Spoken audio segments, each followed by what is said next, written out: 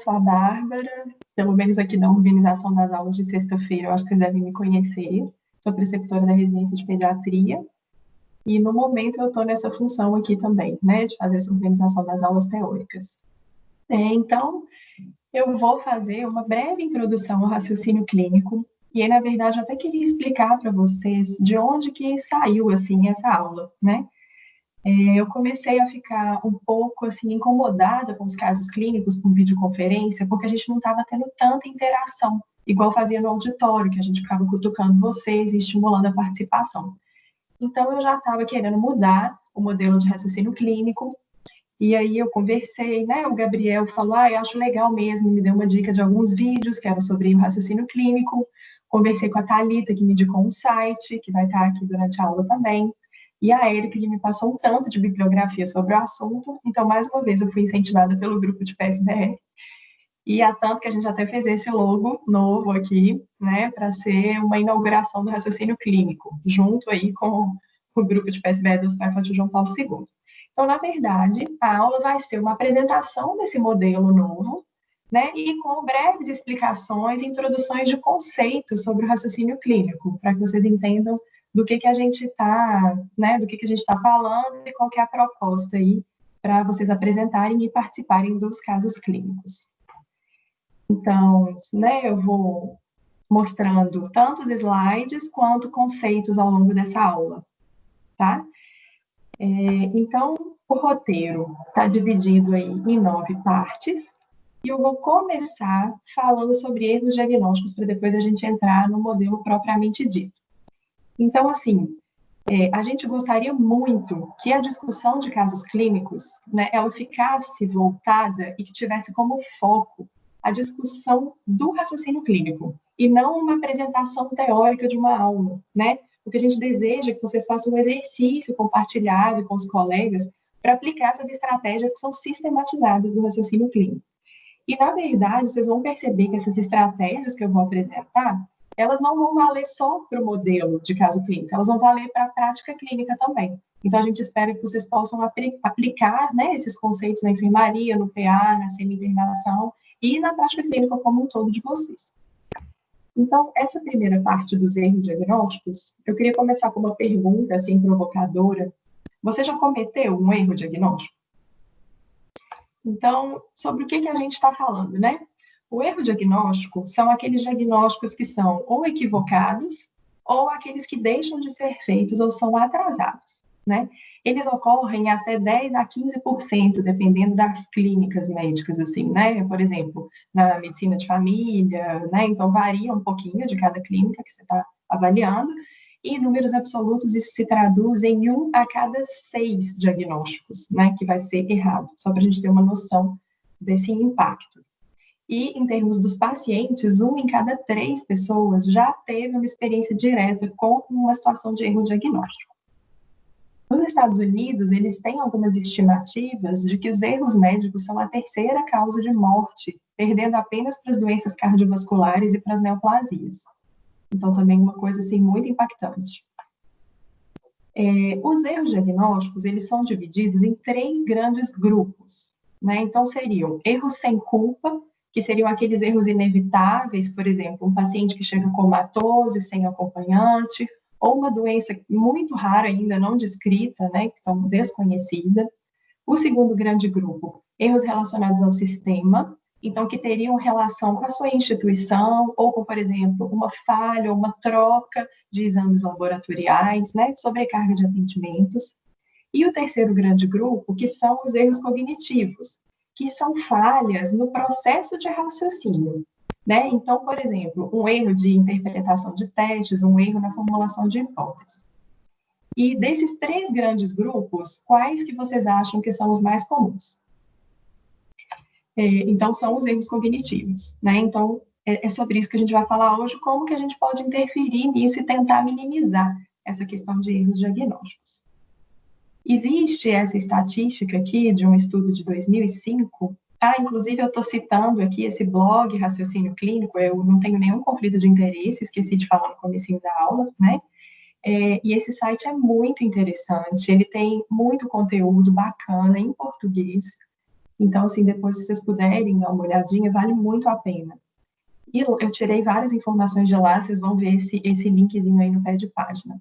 Então, eles colocam, né, que as proporções desses erros que eu acabei de falar, então a gente tem 7% dos erros sem culpa, 19% dos erros do sistema, 28% de erros cognitivos, e se juntar os cognitivos com erros do sistema, 46%. Então, os cognitivos estão presentes em 74% dos erros, né, do total de erros. E quais que são, então, os 3 pilares para o diagnóstico correto? Então, para se chegar precisamente no diagnóstico, a gente tem que fazer uma boa coleta de dados. Então, seria uma boa anamnese e exame físico, que a gente sabe que são a base mesmo, né, de toda a nossa história como paciente, de tudo que vai vir dali para frente, né? E, além disso, coleta de dados em relação a exames e revisão de prontuário. Além disso, o conhecimento médico, né, então, que vem adquirido através de estudo e de experiência clínica, e o próprio processo de raciocínio diagnóstico, que faz uma ponte entre a coleta de dados e o conhecimento do médico. E esse processo de raciocínio, ele passa, então, pela síntese daqueles dados coletados, né, juntando com o conhecimento médico para fazer uma elaboração de hipóteses diagnósticas. E a estrutura do processo de raciocínio clínico, então, ela começa da história do paciente com a coleta de dados, vai fazendo a representação do problema, geração de hipóteses, mas o mais importante dessa figura, na verdade, é que você sempre pode voltar na coleta de dados, né, rever e reformular suas hipóteses diagnósticas. Então, é como se fosse um exercício de vai e volta, né? E nesse quadro todo aí, estão influenciando o conhecimento prévio, a experiência do médico que está ali colhendo a história e o contexto do paciente também. Esse quadrinho aqui, ele é bem extenso, claro que eu não vou ficar me delongando muito, né? Mas estão os 4 grandes grupos de dificuldades enfrentadas no processo de raciocínio. Então, vai desde essa parte que eu citei, da coleta de dados, por exemplo, né? Então, depois vocês podem também dar uma olhada, que é bem interessante, e ele dá dicas de como que você aborda e remedia cada um desses grandes grupos. E eu vou chamar a atenção aqui para o fechamento prematuro, que é um viés dos mais importantes, é o que mais acontece, né, que seria quando a gente compra uma hipótese inicial. Então, chegou na sua cabeça aquela primeira hipótese, e aí você já fala, então é essa daqui mesmo. E não desenvolve mais e não pergunta quais seriam outras hipóteses. Então, até já dando um spoiler, assim, né, o que seria importante nesse caso seria incentivar diagnósticos diferenciais. Aquela questão de sempre tentar pelo menos 3 hipóteses, para você não incorrer nesse erro de fechamento prematuro. Então, é sobre isso que a gente vai tentar conversar hoje, assim, algumas dicas de como fazer. Então, vou falar um pouquinho agora sobre o processo de raciocínio clínico em si. Na verdade, aqui é como que é o processo de raciocínio como um todo, né, para todas as decisões que a gente toma na nossa vida, e, além disso, também na nossa vida clínica, né, como é que acontece o raciocínio clínico. Então, existe essa teoria de 2 sistemas, o sistema 1 e o sistema 2. Então, o sistema 1, eu gosto de entender ele como aquele sistema que não gasta fosfato, né? Ele é inconsciente e ele é um reconhecimento de padrões. Então, como que seria fazer um diagnóstico através do sistema 1? Então, por exemplo, com essa figura aqui, né? Só de você olhar e ver o aspecto dessas lesões dermatológicas, você rapidamente reconhece esse padrão e faz um diagnóstico já de varicela. Rapidamente, sem fazer esforço e de forma inconsciente, reconhecendo aquele padrão. Então, você não faz nenhuma análise e já chega na hipótese. Ele pode estar sujeito a vieses e interferências, né? Porque algumas vezes você vai fechar ele prematuramente, por exemplo, e pode ser uma apresentação atípica que você vai perder. Então, esse é um exemplo de sistema 1. Um outro exemplo poderia ser o herpes zoster, que é uma outra lesão dermatológica, porque as lesões dermatológicas são bem características, né, desse reconhecimento de padrões. E tem ainda os exames radiológicos, que também funcionam dessa forma. Só de olhar, você já bate e, sem gastar fosfato, faz o diagnóstico de uma pneumonia com derrame pleural. Então, esse seria o sistema 1.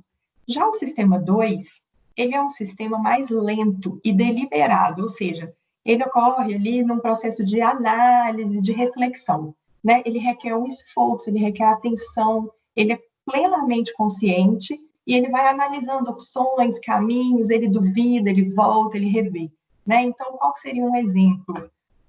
Vamos supor uma criança que chega com uma queixa de cefaleia.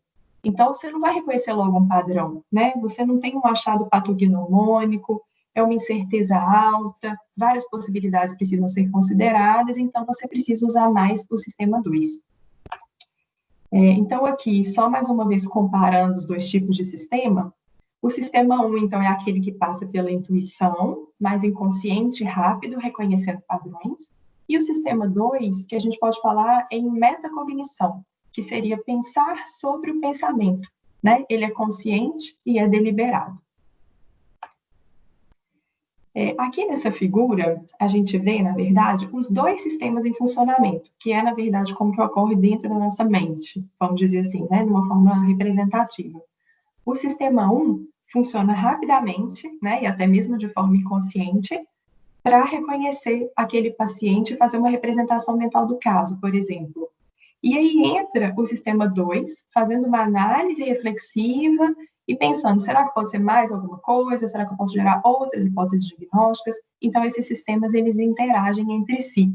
E, a partir do treinamento, você consegue trabalhar com o sistema 2 e ir aprendendo padrões e depois conseguir fazer diagnósticos mais rápidos a partir da experiência, de anos de experiência clínica e usando mais o sistema 1, que são, né, os clínicos que vão ficando mais experientes e mais rápidos, mas nunca deixando de deliberar e analisar outras possibilidades para evitar incorrer em erros. Bom, então agora vamos passar para a coleta dos dados clínicos, e aí eu já até vou entrar em alguns slides do modelo mesmo. Então, como é que a gente vai propor que vocês comecem a apresentação de caso clínico, né?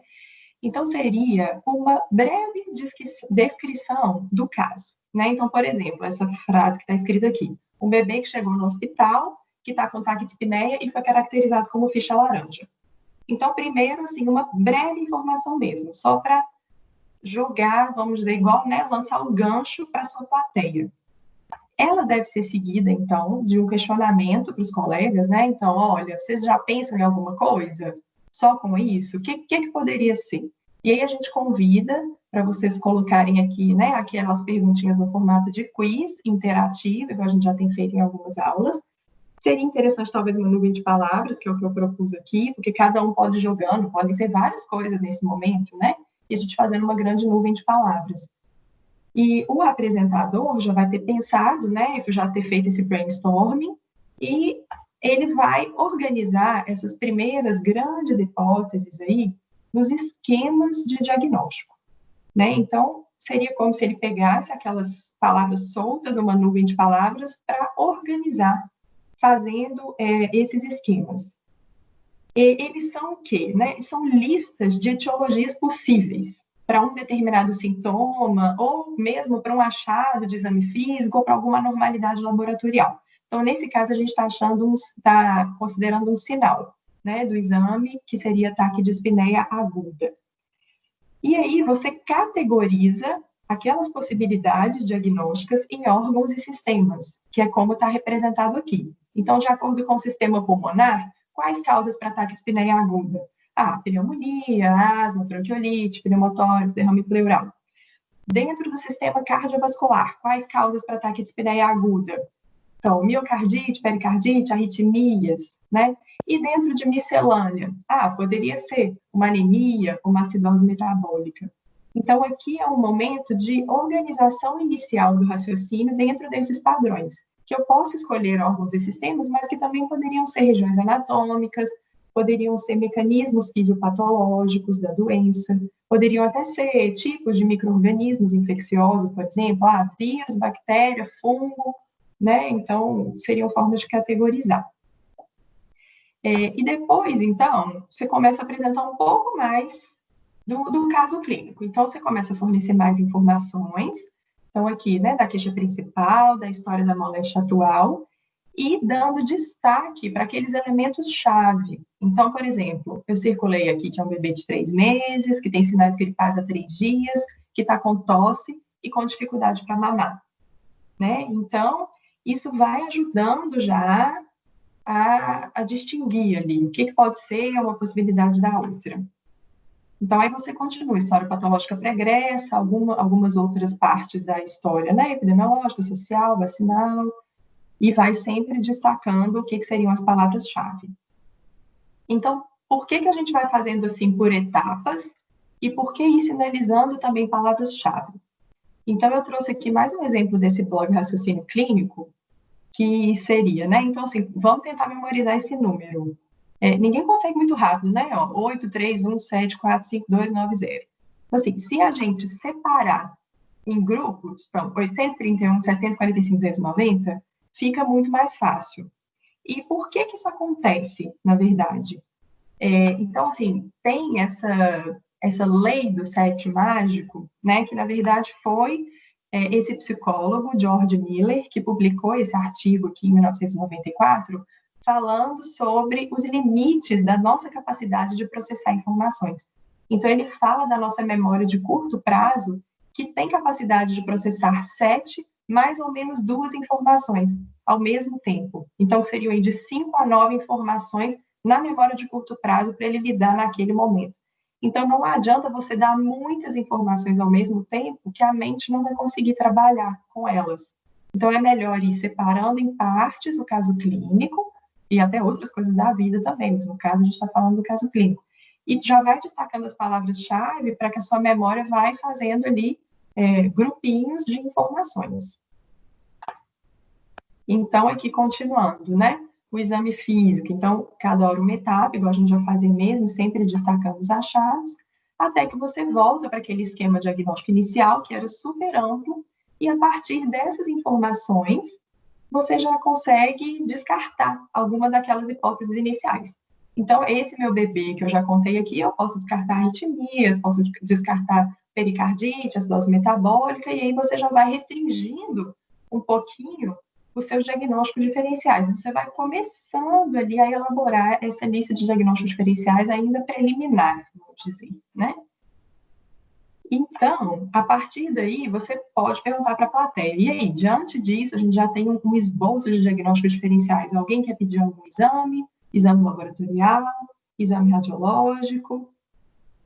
Então, a gente também gostaria aqui que vocês fizessem uma pergunta interativa com a plateia, usando aquelas plataformas, né, de quiz, e, de preferência, trazerem os resultados de exames laboratoriais em tabelas, que já era uma orientação que a gente dava anteriormente, que é uma forma também de enxergar de forma horizontal, e que a gente até usa também na prática clínica, né, igual aquele passômetro que a gente tem.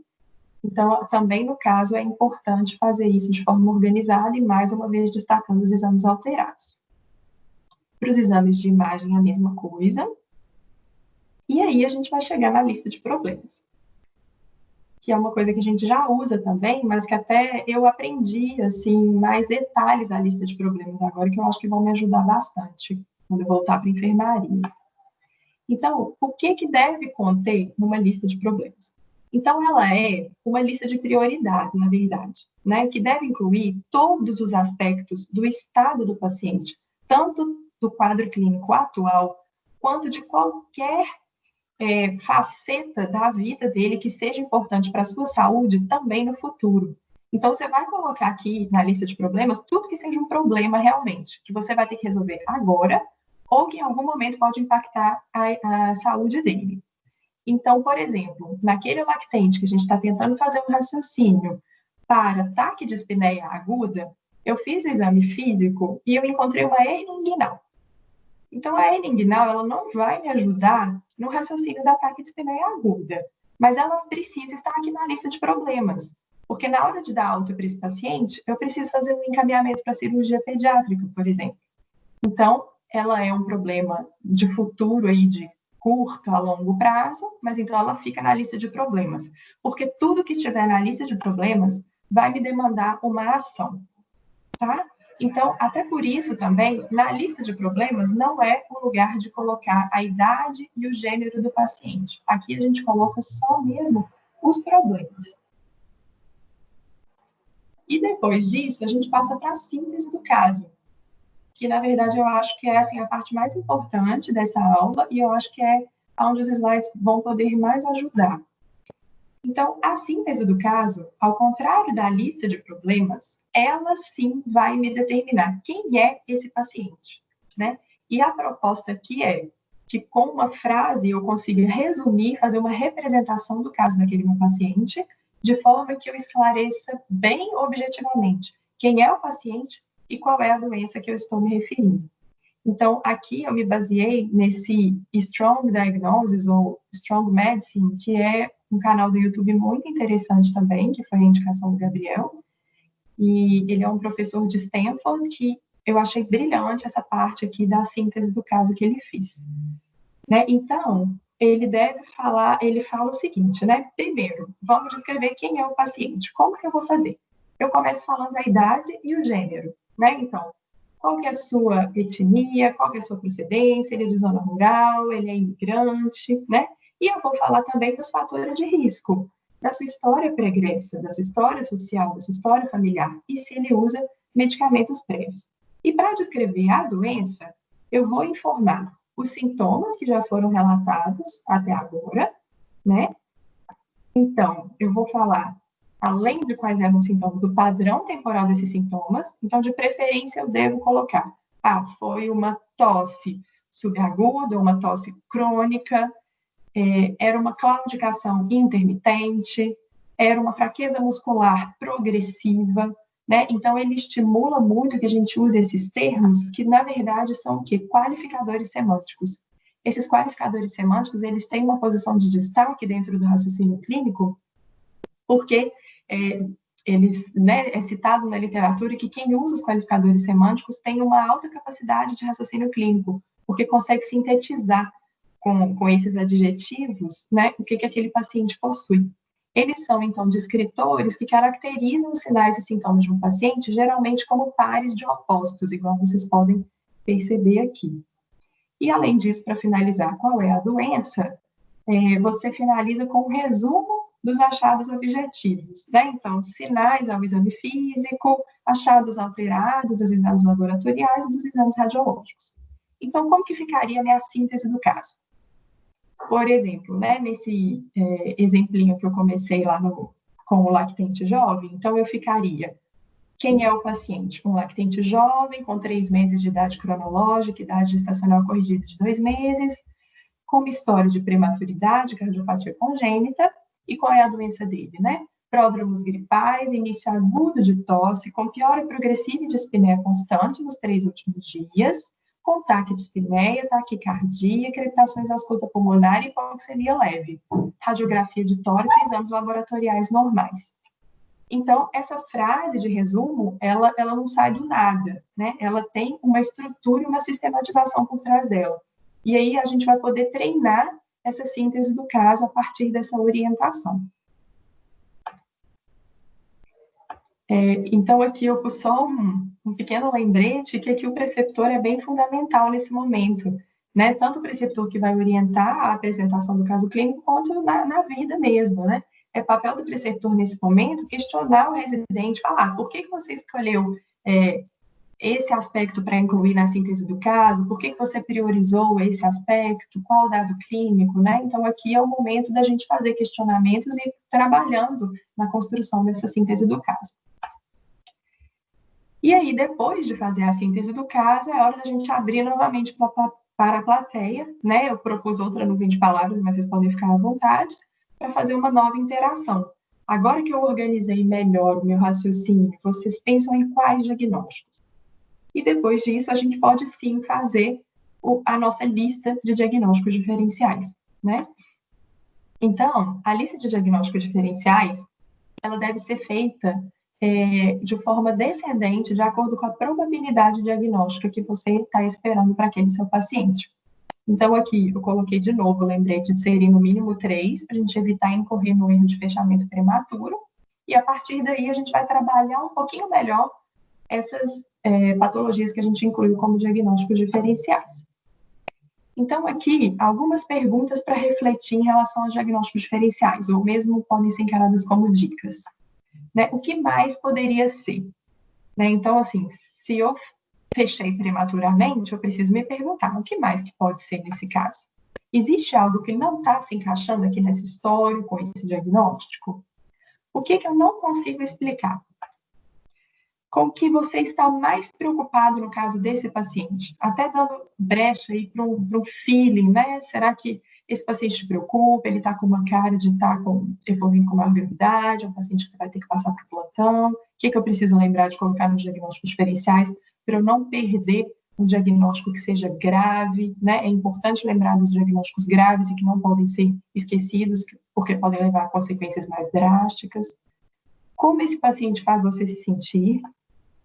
É possível que esse paciente tenha mais de um problema? E por quê?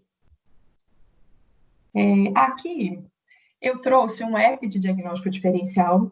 Até eu e a Erika ficamos assim, na dúvida se a gente devia ou não apresentar isso, porque nós não temos experiência, né, de verdade, assim, mas eu achei interessante trazer como uma novidade.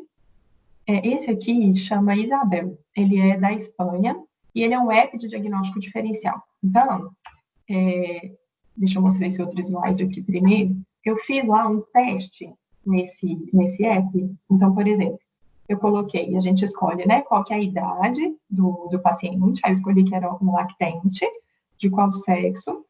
Coloquei que era da América do Sul, porque o app é da Espanha e nós estamos aqui no Brasil. E aí você digita sintomas ou sinais aqui nessa lista.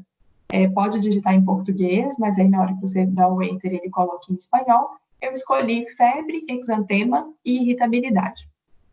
E aí ele gera uma lista de resultados para a gente. Aqui ele está mostrando as 10 mais prováveis causas de diagnóstico, né? Então, por exemplo, veio aqui doença de Kawasaki, sinalizada inclusive com uma bandeirinha, né? Com uma red flag, chamando a atenção de que é um diagnóstico grave que você não pode deixar de elencar entre os diagnósticos diferenciais. E aí ele coloca outros também, sarampo, o exantema súbito, que era o que eu estava na cabeça na hora que eu coloquei essas 3 características aqui do lado, entre outras, né? Dengue. Mas vejam que a hipótese que ele considerou mais provável foi doença de Lyme. Então, eu acho que a gente vai precisar ter uma postura muito crítica se for utilizar um app como esse, né? Mas eu encontrei essa sugestão do aplicativo de diagnósticos diferenciais no blog Raciocínio Clínico, e lá eles falam de inúmeros desses, inclusive. Né? Tem outros eu cheguei a procurar, mas são todos pagos. Esse aqui eu consegui, mas parece que é só um teste gratuito e que depois de um tempo você precisa pagar. Mas existe até revisão sistemática sobre isso, sobre a acurácia diagnóstica desses aplicativos de diagnósticos diferenciais, né? Uma revisão da PLOS, e o próprio app Isabel coloca, porque ele foi o melhor classificado nessa revisão sistemática, o diamantezinho dele que foi o melhor posicionado. Mas a conclusão da revisão é que esses geradores de diagnóstico diferencial, eles têm sim o potencial de melhorar a prática de diagnóstico entre os médicos, mas que tem altos níveis de heterogeneidade, qualidade variável dos dados e benefícios mínimos quando os casos são complexos, e eles sugerem cautela nesses casos mais complexos. Então, agora passando para os scripts das doenças. Então, depois dos nossos diagnósticos diferenciais, que a gente fez as listas, a gente passa para os scripts das doenças. Eles são o quê, na verdade? Né? Então, eles são a nossa memória clínica. É aquele conhecimento armazenado, é como se fosse a nossa biblioteca de diagnósticos, né? Que você guardou na sua memória de longo prazo e que elas estão acessíveis para o seu raciocínio clínico. Então, eles são lembrados como roteiros de doenças ou scripts das doenças, que é como eles são chamados nesse meio aí do raciocínio clínico. Então, eu coloquei aqui como exemplo, como se a gente tivesse pastinhas dentro da nossa biblioteca mental com arquivos de PDF lá dentro, né? E depois eu até fiquei pensando que teria sido melhor se eu tivesse feito com arquivos de Word, porque os scripts das doenças, eles são editáveis, né? A partir do momento que você encontra novos pacientes com aquele mesmo diagnóstico, você adiciona informações para o seu script mental sobre aquela doença. Então, por exemplo, você encontrou um paciente com dengue que não tinha febre, uma apresentação atípica. Então, seu script mental já vai ficar um pouquinho mais incrementado. E com o passar dos anos, né, com a experiência clínica, você vai melhorando cada vez mais seus scripts e vai adicionando novos scripts também. E aí, na hora de fazer o raciocínio clínico, você acessa eles e traz à tona para fazer uma comparação entre cada um deles. Então, por exemplo, Se eu for pensar na biblioteca mental, que eu vou puxar minha pastinha de febres hemorrágicas, então eu vou lembrar, provavelmente, vou ter um PDF ou um Word de febre maculosa, um de leptospirose, um de dengue, né? E ao longo dos anos a gente pode ir editando esses scripts.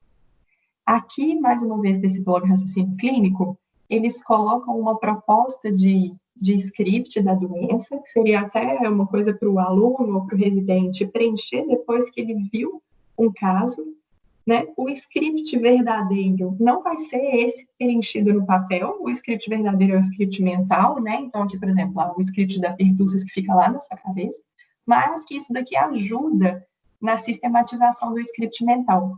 E eles propõem um mnemônico para essas letras scripts. Então, S seriam sinais e sintomas daquela doença, o C, né, que seria começo e curso, o R de relações epidemiológicas, o I de integração fisiopatológica, P de prognóstico, T de tratamento e S de segmento. E aí eu coloquei como exemplo aqui uma proposta para a organização de scripts das doenças do nosso programa de emergência médica, da residência de emergência, que o Gabriel que fez, né? Ele fez um Google Forms para a construção de scripts mentais. Então, ele sugere, né, o preenchimento de acordo também com esse mnemônico dos scripts. Eu achei muito interessante. E acho que talvez é uma coisa para a gente pensar também para a residência de pediatria, por que não, né? Acho que é uma coisa bem bacana. Então, antes, a gente colocava, assim, vocês lembram desse slide aqui, que era da aula anterior, de casos clínicos? Então, agora eu vou propor que a gente faça os scripts das doenças dessa forma aqui, né? Que a gente organize de forma um pouquinho mais categorizada o script de cada doença que entrou lá no seu diagnóstico diferencial, que aí você vai dividir em quem tem essa doença, qual o seu padrão temporal e como ela se apresenta. Então, primeiro, quem que tem essa doença? Então, você vai descrever qual é a epidemiologia e os fatores de risco para bronquiolite. Qual o seu padrão temporal? Então, como é o início, a duração, a progressão daquela doença? Como se apresenta? Quais os sinais e sintomas e os achados ao exame? E lembrar que é muito importante nesse slide aqui falar sobre a probabilidade pré-teste. Por quê? Depende muito da prevalência na população, né, para eu considerar ou não aquele diagnóstico como possível. A gente tem uma tendência nos anos, principalmente de graduação, você aprende uma doença legal e aí você considera que é o diagnóstico dela ou de outras que são mais prevalentes como se fosse a mesma coisa, porque quando você lê no livro, você não tem noção, né, de quais que são mais ou menos frequentes, e você acha que todas têm ali uma mesma probabilidade. Mas isso não é verdade. A gente sabe que taquidispneia aguda no lactente é muito provável de ser uma bronquiolite. Então, é importante a gente ter essa noção de probabilidade pré-teste. Então, aqui a proposta seria completar esse roteiro da doença e, em seguida, assinalar as características que o seu paciente, no caso clínico, apresentava. Que aí você vai comparando o seu paciente com o script daquela doença. E, em seguida, você compararia um script da doença com outro. Então, fazendo esse quadro aqui de diagnósticos diferenciais, comparando o script da bronquiolite com o script da pneumonia, com o da congestão pulmonar, por exemplo, e da pertussis, e assinalando as características que seu paciente tinha ou não tinha, de forma que fique bem visível essa comparação e o contraste entre os scripts das doenças, ajudando a chegar no diagnóstico final. Então, agora eu vou passar um pouquinho só sobre as probabilidades, porque a gente falou um pouquinho dessa probabilidade pré-teste, e aí eu não posso deixar de falar também dos LRs. A gente vem conversando sobre eles, né? Nos protocolos, nas últimas aulas, a gente tem falado bastante sobre os LRs e o que eles são, né? Os LRs, eles são a força do meu sinal ou do meu sintoma ou do meu exame laboratorial, por exemplo, em aumentar ou diminuir a probabilidade pré-teste, né? Então, eu parto de uma probabilidade pré-teste e, de acordo com o LR, ele serve como uma lupa para multiplicar e eu chegar numa maior probabilidade pré-teste ou uma lupa de aumento menor em que ele vai diminuir a minha probabilidade pré-teste, né? Então, como que funcionaria? Então, eu coloquei aqui o exemplo, até peguei esse slide da Marina, que foi da apresentação da aula passada, do protocolo de otite, para a gente relembrar isso, né? Então, o LR, ele funciona como uma lupa, um fator multiplicador. Eu saio da minha probabilidade pré-teste, que está demonstrada aqui nessa linha da esquerda do nomograma de Faga. Então, eu tinha que a incidência de otite média aguda é de aproximadamente 42%. E se eu tiver uma membrana abaulada, uma membrana timpânica abaulada, eu tenho um LR de 51%. Então, eu parto de 42%, passo por esse fator multiplicador de 51, que é essa linha aqui do meio do nomograma, e chego na terceira linha do nomograma, que é a probabilidade pós-teste. Então, pode ser pós-teste laboratorial, radiológico, ou pode ser pós-sinal e sintoma. Então, no caso, eu saí de uma probabilidade pré-teste de 42% e cheguei numa probabilidade pós-teste de mais de 95% com a minha membrana timpânica abaulada. Então, é um sinal no exame físico que me ajuda muito para diagnosticar a otite. Então, é muito importante que a gente comece a fazer uma reflexão sobre quais sinais e sintomas a gente considera relevantes na nossa prática e até durante a apresentação de caso clínico, porque alguns têm LRs muito pequenos e às vezes a gente considera como se todos fossem iguais e não são, né? Então, é importante também a gente começar a trabalhar com esse conceito.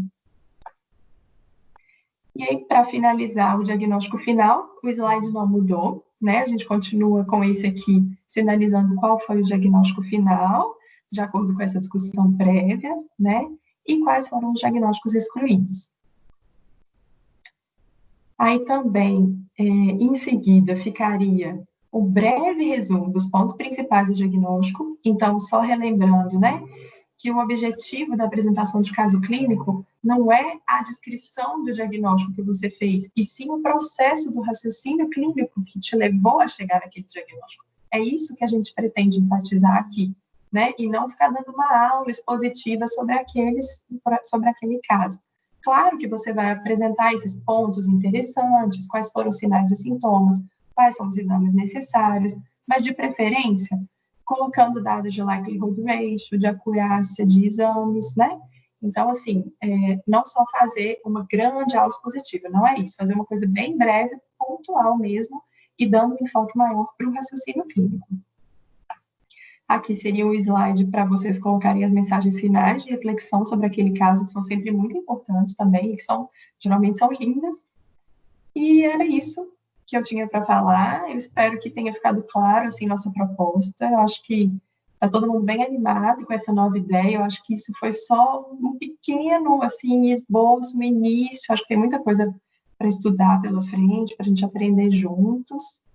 E aí, queria saber o que vocês acharam. Queria ouvir também da Érica. Não sei se Thalita e Gabriel conseguiram assistir. Era isso, pessoal. Obrigada pela atenção. Oi, Bárbara. Oi, querida. Excelente. Adorei, muito bom. Ficou muito mais claro agora, ainda você falando, do que ontem. Que bom. E achei que ficou muito bom, muito didático, muito fácil de acompanhar. E eu fiquei tão feliz, Bárbara, porque eu fiquei lembrando de quando a gente lançou o modelo, que até então a gente não tinha modelo nenhum. Só para contextualizar quem está chegando agora, né, Bárbara? Então, assim, a gente sempre teve essa reunião de discussão de caso clínico, desde a época que eu era residente ainda, em 1998, e a gente foi evoluindo, né, com o trabalho de toda a equipe, e até que surgiu esse modelo, que até então é o que tem lá no... Que surgiu, não, que você fez o modelo, né? Ele não surgiu do nada. Sim, mas quem dera se eu tivesse esses links agora, que a gente tem agora, né? Exatamente. Era isso que eu ia falar. Uhum. Porque quando a gente lançou aquele modelo, que tinha o resumo do caso, lembra que era o pânico dos residentes? Essa parte? O resumo, todo mundo tinha pânico, porque Sim. era... Porque é difícil mesmo, é difícil, né? É difícil, mas a partir do momento mas que a tem gente estruturação, tem sistematização, exatamente. Exatamente, Bárbara, agora ficou muito mais fácil, entendeu? Então, assim, porque na época que a gente lançou aquilo, tudo, eu acho que foi muito assim, baseado na experiência clínica. do que, fazia na enfermaria. Lógico que tinha algum estudo, mas não tinha o que a gente tem hoje, né? Então, assim, eu fiquei muito maravilhada, porque quando eu vi aquele slide lá, e quando eu vi direto do link do Eric Strong, né? Uhum. Eu realmente fiquei maravilhada. Eu falei assim, nossa, acabaram as dificuldades dos residentes, tá aqui, ó, tá muito fácil. Então, assim, excelente, parabéns, achei que isso foi muito clara, muito didática, e estou muito, muito feliz, porque há muitos anos que a gente vem tentando trabalhar raciocínio clínico com os residentes. Eu acho que agora é um caminho sem volta, Tipo entendeu? PSDE, né? Tipo PSDE, que eu queria que a Vitorinha tivesse aí, não sei se ela tá, para me escutar. Eu acho que é um caminho sem volta, acho que vai dar ainda um upgrade ainda maior nas nossas reuniões. Então é isso que eu queria falar. Parabéns. Queria te agradecer muito também por toda a contribuição, por ter visto a aula ontem comigo, por sempre me incentivar tanto. Obrigada. Você, Thalita e Gabriel. Eu Agora agradeci no escutar começo, que eu já vi que o Gabriel abriu a câmera. Vamos deixar ele falar. Aliás, Gabriel, parabenizar de público. Eu achei muito legal aquele modelo que você criou no Google Forms dos scripts, e eu vou adotá-los com os meus alunos, viu? Pode saber. Deixa eu fechar minha câmera agora. Oi, gente, boa tarde. Queria parabenizar a Bárbara, né? Acho que essa era uma aula que a gente estava precisando já há um bom tempo, né? Eu acho que desde lá do curso lá no Einstein que a gente fez, né? Que é uma coisa que se falou muito, né? De como ensinar raciocínio clínico, né?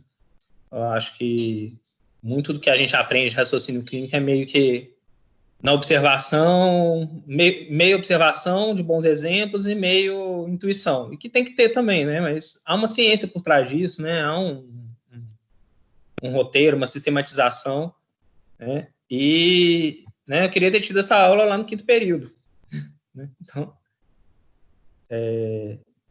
mas infelizmente a gente ainda tem que correr muito atrás de coisas que eram para ter sido apresentadas na faculdade, né, que a gente deveria estar aprofundando na residência.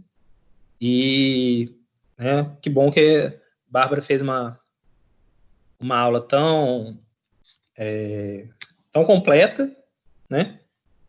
E também... Tá me ouvindo? Tive a impressão que caiu minha internet. Sim, estou te ouvindo, tá perfeito. É porque não está aparecendo mais nada aqui para mim. Então, assim, eu acho que assim, trazer esse raciocínio para o modelo de apresentação ajuda muito, né? É importante também, né, quando os residentes forem usar, não entrar, não ficar também muito preso, né? Aquilo ali é uma bússola, né? Não é um GPS. Então, situações diferentes vão exigir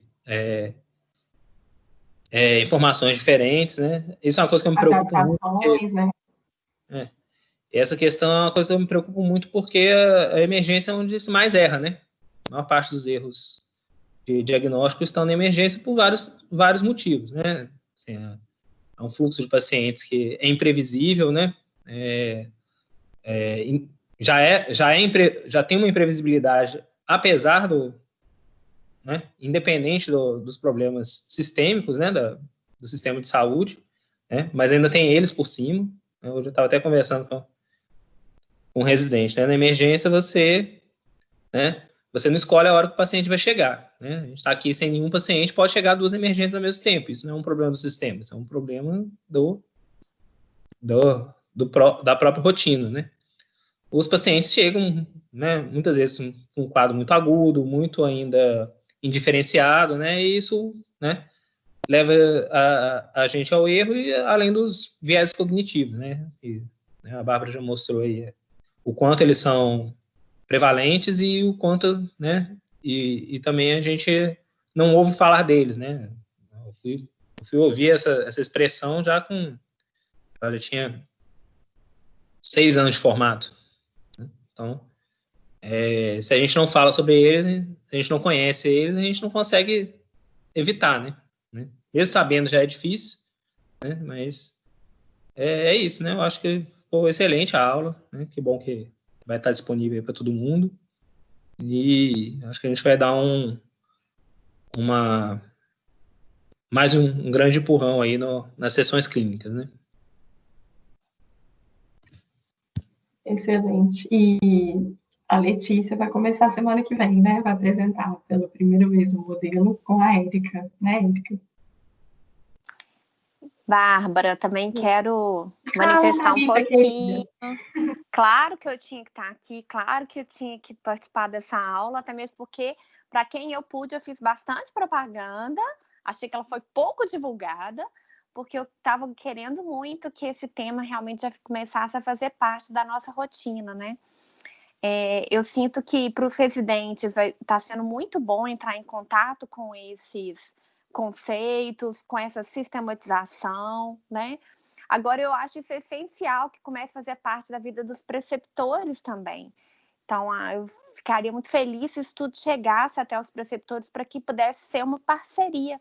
Não adianta nada o residente começar a aplicar isso e o preceptor não sabia nem o que é, né, o viés cognitivo, o que é um sistema 1, sistema 2. Então, assim, a gente falar a mesma língua, isso é muito importante, né? Então, a gente facilita o entendimento e facilita a prática.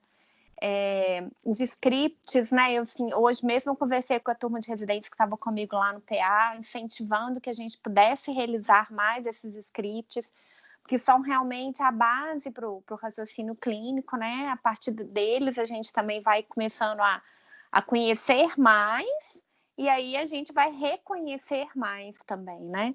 Então, é muito interessante como é que as coisas estão no momento certo. Então, a Bárbara começou com esse tema, o Gabriel já tinha comentado comigo, a Érica sempre estimulou, e de repente tudo, né? Como se diz, a constelação, os astros todos alinharam, né? E aí estava na hora da gente trazer esses aspectos. Eu acho que a gente ainda tem muito para falar sobre isso, muito para aprofundar e principalmente para praticar, né? Então, acho excelente essa ideia de já lançar esses conceitos alinhados, associados à apresentação de caso clínico. Então, uma coisa é a gente falar, existe raciocínio clínico nesse formato. Outra coisa é, a partir da semana que vem, a gente já vai começar a fazer os casos clínicos nesse formato. Vai ser um desafio para todos, inclusive para nós preceptores. Colocar, né, nesse modelo novo também vai ser uma novidade para a gente, um desafio. Certamente os primeiros talvez não fiquem perfeitos, depois a gente vai aprimorando, vendo consertar aqui, consertar ali, mas esse é o trabalho de construção que a gente tem realizado em parceria com todos no hospital, né? Então, mais uma vez, quero parabenizar. Eu fico muito feliz do nosso grupo estar assim, tão coeso nesse sentido, da gente estar trazendo tantas coisas boas que estão contribuindo tanto para a qualidade da nossa residência, né? E de tabela a gente ainda consegue transmitir essas aulas, né, para outras residências, para outros residentes, e que esse conhecimento se espalhe, né, e consiga chegar a mais pessoas para que muitos possam se beneficiar. E certamente os maiores beneficiados serão os nossos pacientes, né, que terão a possibilidade de ter médicos com menos erros, né, diagnósticos. Parabéns e que continuemos firmes nesse caminho. Obrigada, querida, excelente. Tudo que você falou, resumiu tudo. Alguém quer falar mais alguma coisa? Não é possível que nenhum residente vai falar. Né? A gente pretende ajudar, né? Eu não sei se eles ficaram um pouco... Não, o povo do PA, da SDC, já conhece um pouquinho a respeito disso, que a gente tem conversado. Sim, vocês podem falar aí. Aqui, ó, a Brígida só colocou que adorou. Parabéns. Eles estão tímidos. Cadê Letícia? Só queria falar que não decepcionou. A Thalita falou muito bem da aula e realmente foi muito boa. Parabéns, Bárbara. Obrigada. Aí, tá vendo? Fiz propaganda, né? Fez propaganda. Muito boa mesmo. Que bom, acho que é um caminho. E o Ciro vai ser o rei dos scripts. Vai ser o propagador? Vai, o Ciro e script, ó, vai ser assim, impossível controlar esse menino.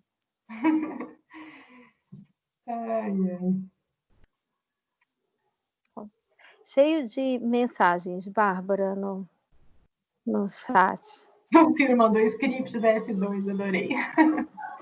Aqui, eu queria falar uma coisa rapidinho, muito rapidinho. Fernanda. Ei, querida. Ei, Pode demorar, não precisa falar rapidinho, não. Não, é o seguinte, eu teve uma vez que eu conversei um pouquinho com o Gabriel, quando ele estava ainda dando aula lá em cima, na internação. Eu tive um professor na faculdade, que foi uma pessoa que me marcou muito, e foi a primeira pessoa que me apresentou, né, essa questão da... Não, eu acho que não tinha esse nome de medicina baseada em evidência ainda, não me lembro bem. Mas foi a primeira pessoa que eu ouvi falar de sensibilidade, especificidade, odds ratio e tal. Eu não tinha maturidade na época, não, né, a gente estudava um pouco, eu tinha uma noção em tudo, mas era um cara, assim, à frente do tempo dele. E era um cara muito questionado, e ele falava muito de raciocínio clínico. Ele tinha um laboratório de habilidades clínicas, a gente tinha uma outra atividade que também você desenvolvia o raciocínio clínico, e era um cara extremamente questionado. Ele trazia artigo para a gente ler, e eu lembro que ele falava que, assim, que os outros professores falavam, não, mas isso não é hora deles aprenderem isso, eles vão aprender isso na residência, eles vão aprender... E ele falava assim, gente, mas eles têm que aprender isso logo, porque é uma coisa que eles têm que treinar, a gente tem que falar isso agora, eles têm que saber disso agora. E aí tá num hospital onde, né, vocês são preceptores, tu tem essa preocupação em trazer essas coisas, é muito bacana, né? É claro que é um desafio, mas eu lembro que ele falava, vocês são novos, mas vocês podem desenvolver ferramentas para vocês fazerem os diagnósticos, né? É claro que uma pessoa que tem anos de experiência tem uma bagagem importante, mas, poxa, né? A gente pode trazer instrumentos para vocês serem capazes de assimilar até melhor o conhecimento e usarem. E eu fico tão feliz, fiquei muito feliz. Até mandei uma mensagem aqui para a Bárbara no WhatsApp, depois ela vai ver. Porque eu fiquei tão feliz que eu me lembro desse professor, que foi uma pessoa, para mim, a pessoa inesquecível da minha formação de graduação, porque ele trazia essas coisas. Ele era um solitário na atividade dele, mas realmente eu acho que eu só não saí mais perdida da faculdade de medicina porque eu tinha alguma coisa ali que foi ele que trouxe de diferente, assim, de sistematizar exame físico, de chamar atenção para o que estaria alterado no caso daqueles pacientes que teriam tais e tais, né? Falar de, tudo bem, você vai estudar um livro de medicina interna, no final você não vai saber fazer diagnóstico, porque as coisas não vêm em tópicos de doença, vêm em sintomas, né? A partir do sintoma, da anamnese que você vai começar, né, a fazer essa... E a gente... Você pensar, né? Vou estudar aqui todas as doenças. No final, o paciente está na minha frente, faço a menor ideia do que essa pessoa tem. Então, foi muito bacana. Fiquei até emocionada com a aula. Vocês estão de parabéns. Que linda, Fê. Eu fiquei muito feliz que você estava assistindo. Fiquei feliz mesmo. Obrigada. Que legal. Não, quando eu vi que era raciocínio clínico, eu falei, não, tem que dar um jeito aqui de assistir. E a Erika eu acho que os residentes, talvez eles não tenham noção. Tomara que tenham, assim, mas que percebam que como que isso é bacana, como que a qualidade disso para eles. Obrigada, ainda mais pela sua contribuição. Obrigada. Eu ia falar que a Erika sempre chama a atenção disso, da gente não ser lobo solitário no hospital e da gente estar forte como grupo e um apoiando o outro, isso faz muita diferença também, né? Sim. Eu até comentei com a Thalita e falei, gente do céu, eu vou dar essa aula, eu não sou expert em raciocínio clínico de jeito nenhum, comecei a estudar há pouquíssimo tempo, mas aí nós falamos, olha, vamos fazer uma primeira e depois a gente se aprimora, né? Então, assim, vamos lançar o modelo, vamos começando e acho que tem muita coisa para melhorar, acho que foram umas pinceladas, mas para também não ficar querendo fazer uma coisa perfeita e que nunca acontece, né? Então, vamos começar do nosso jeitinho, acho que vai dar certo. Isso aí, concordo plenamente. Vai dar certo, Bárbara. Vai sim. Já está dando. Já está dando. Olha esse grupo maravilhoso que está aí, olha a repercussão, depois você vai ver o chat. Os residentes estão super felizes. Isso que a Fernandinha falou, meu Deus do céu, eu penso demais nisso. Eu falo isso, eu falei, a gente não pode subestimar os nossos alunos, né? E às vezes acontece isso, sabe, Fernandinha, que você está falando, de eu escutar também, mas não está na hora de aprender isso, que isso, né? Tá na hora. E assim como o Gabriel você falou que você foi escutar sobre isso no 6º ano de formado, né, se eu não me engano.